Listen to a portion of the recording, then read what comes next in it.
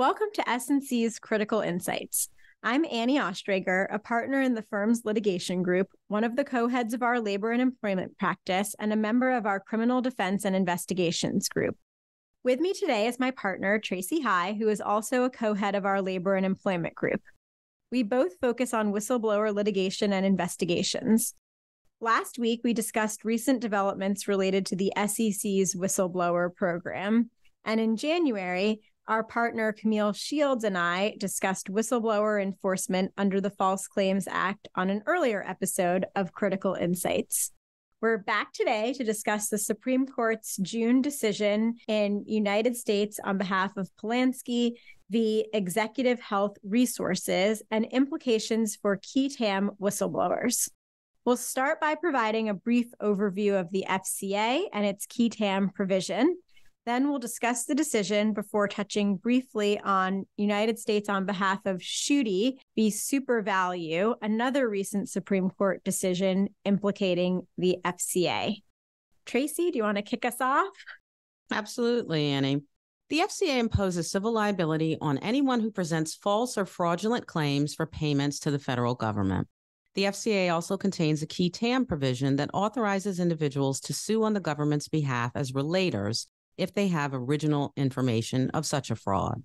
If a relator files a complaint under the FCA, government has 60 days to decide whether to intervene and proceed with the action. During this period, the case remains sealed. If the government decides to intervene, the action will be prosecuted by the government. The relator is allowed to continue in the action as a party, albeit in a secondary role. Even if the government decides not to intervene during the initial sealing period, the relator has a right to choose to continue with the action, thereby standing in the shoes of the government. The government also may intervene in an FCA qui tam action after the initial sealing period has passed upon a showing of good cause. For more on this, you can also listen to our earlier episode from January on this topic. And so now, against that backdrop, Annie, would you please talk a little bit about what the relator may receive if the qui tam claim is successful? Yes, the qui tam provision allows a relator with original information of alleged fraud that results in a cognizable claim under the FCA to receive a portion of the recovery if their information results in a successful prosecution. So if the government intervenes and wins the suit, the relator can receive anywhere from 15 to 25% of the government's award. And if the government declines to intervene and the relator successfully pursues the claim alone, the relator can recover 25 to 30% of the award. Tracy, let's talk about Polansky now. So over 10 years ago, Jesse Polansky filed a qui tam action against Executive Health Resources, alleging that the company committed Medicare fraud.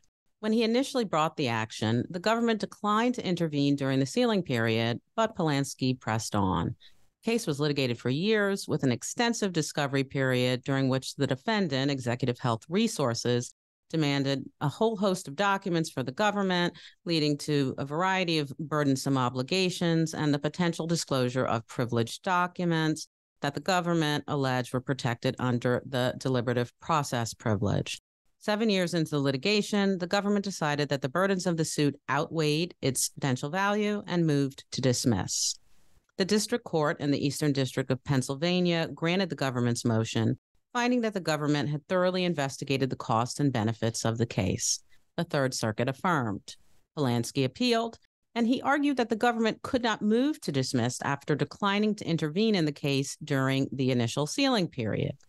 So, Annie, will you tell us what happened when the case made its way to the Supreme Court? Yes, as we talked about in our January episode, two issues were before the court.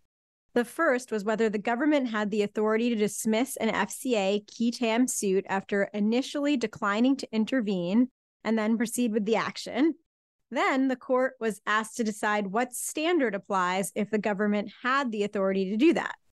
On the first issue, the main dispute in the case was whether the government forfeits its right to dismiss the case if it chooses not to intervene during the initial seal period. The key provision in the FCA allows the government to dismiss a claim even if the relator objects, as long as a court finds after a hearing that the settlement is fair and reasonable. This paragraph, however, does not contain any language that specifies when it applies. and the FCA provides that the court may not limit the status and rights of the relator during this process. The government argued that because the relevant FCA provision doesn't specify when the government can move to dismiss a relator's suit, it should be able to move to dismiss at any time, regardless of whether or not it sought to intervene. Polansky, on the other hand, argued that the government should only be able to move to dismiss if it assumed primary responsibility for the action, which he posited would only happen if the government intervened during the initial seal period. The majority opinion, written by Justice Kagan, held that the government may move to dismiss an FCA action whenever it has intervened in the action, whether during the initial seal period or later on. However, the majority firmly stated that the government may not move to dismiss an FCA action in which it has never intervened.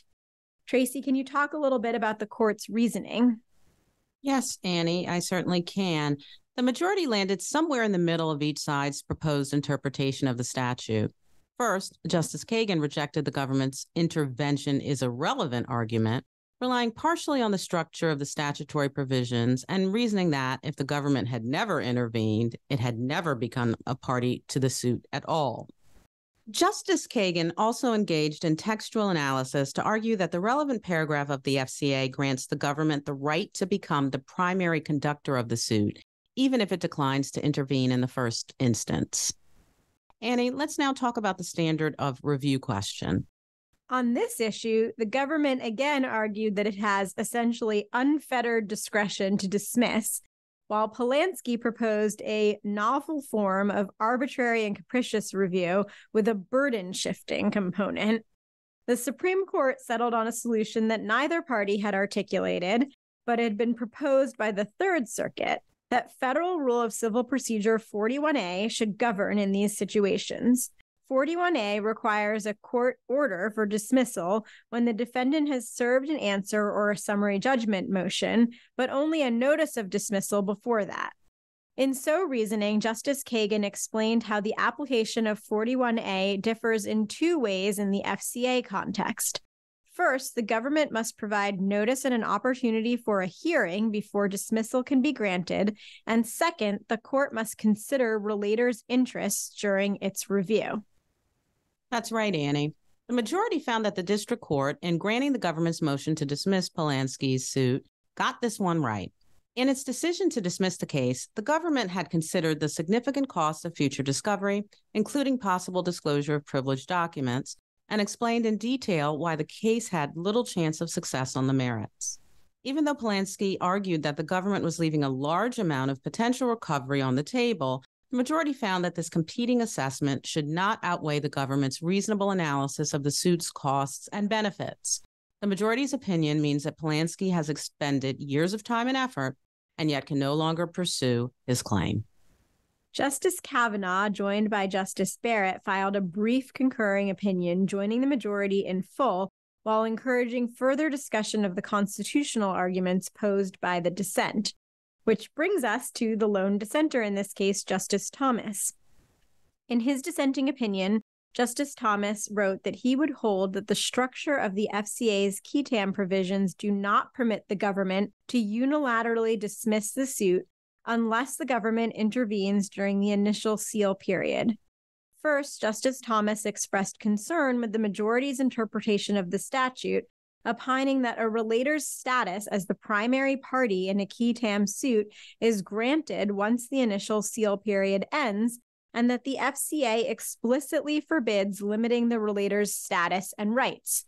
Justice Thomas also relied on the statutory history of the FCA to argue that historically, government intervention was either not allowed or was limited under the statute.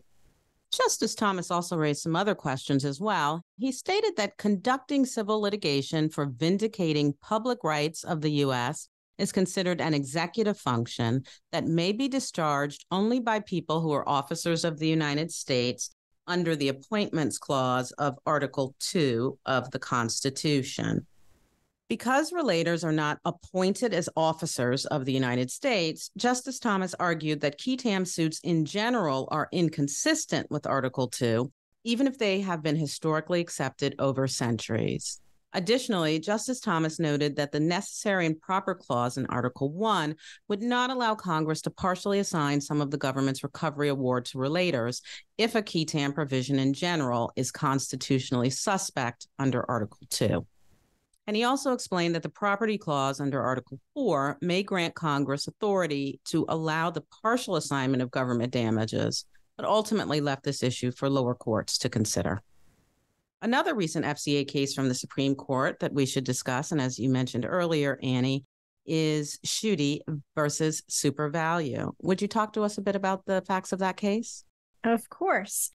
First, the SuperValu case is actually a consolidated case where the court combined two FCA qui tam cases from the Seventh Circuit, Schuette and Proctor v. Safeway. In the initial actions, the relators claimed that defendants SuperValu and Safeway, two supermarket and pharmacy chains, had been overcharging Medicare and Medicaid programs for years by seeking reimbursement for drug prices that were much higher than their discounted usual and customary prices. The relators claimed that the companies reported to the government higher prices for products than the amount for which the products were typically sold.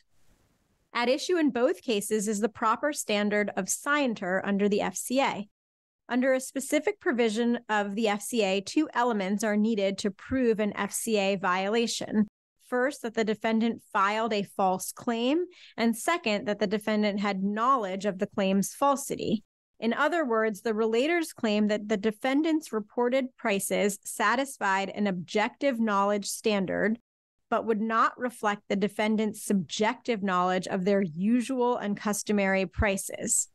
When the cases reached the district court, the court ruled against SuperValu and Safeway on the first element, holding that their discounted prices were their usual and customary prices, and that by not reporting them, the companies submitted claims that were false. However, the court granted summary judgment for SuperValu and Safeway on the scienter element, holding that the companies did not act knowingly, so could not be in violation of the FCA. In affirming the SuperValu case, the Seventh Circuit held that the company's actions were consistent with an objectively reasonable interpretation of the phrase usual and customary, so the subjective thoughts and beliefs of SuperValu were irrelevant. The Seventh Circuit then applied this holding in its subsequent review of the Safeway case. The Supreme Court granted cert to consider the scienter element of an FCA claim. SuperValu and Safeway, in arguing for the objective Seventh Circuit standard, appealed to the vagueness of the usual and customary phrase that was at issue in the case and relied on cases where courts imposed objective scienter requirements for non-FCA statutes. So in light of all this, Tracy, where did the court come out? In a unanimous decision by Justice Thomas, the court held that the FCA's scienter element refers to the defendant's knowledge and subjective beliefs, not to what an objectively reasonable person may have known or believed. The court explained that the scienter element of the FCA, which requires either actual knowledge, deliberate ignorance, or recklessness, closely tracks the traditional common law scienter requirement for general fraud claims, which ordinarily depend on a subjective inquiry into the defendant's state of mind. Additionally, the court reasoned that the specific scienter terms included in the FCA focus primarily on what the party accused of misconduct thought and believed at the time of the misconduct. The court then vacated the Seventh Circuit's judgments below and remanded for further review consistent with its opinion. So, Annie, what do you make of these two decisions and their potential impact on FCA enforcement and whistleblowing in this space? Well, Tracy, we saw a lot of activity from the Supreme Court on FCA, qui tam, and whistleblower actions this term, and you can read more about these cases in our Supreme Court Business Review. As illustrated by the Polansky case, future potential relators should bear in mind that once the government has intervened in a qui tam case, it can move to dismiss at any time, even beyond the original statutory period. Although the potential remains that a relator can collect significant awards under the FCA, the relator's path to success may seem more turbulent after the court's decision. On the other hand, while the Polansky decision gives the government more leeway when deciding when to intervene, The court rejected the intervention as irrelevant argument, meaning the government will have to intervene if it wants to move to dismiss. That's right, Annie. And it's interesting to note how three of the justices, Thomas in his dissent and Kavanaugh and Barrett in concurrence, are wary of the constitutionality of qui tam provisions in general. That there are three justices concerned with qui tam provisions may signal that the future of qui tam actions in this space and broadly may shift.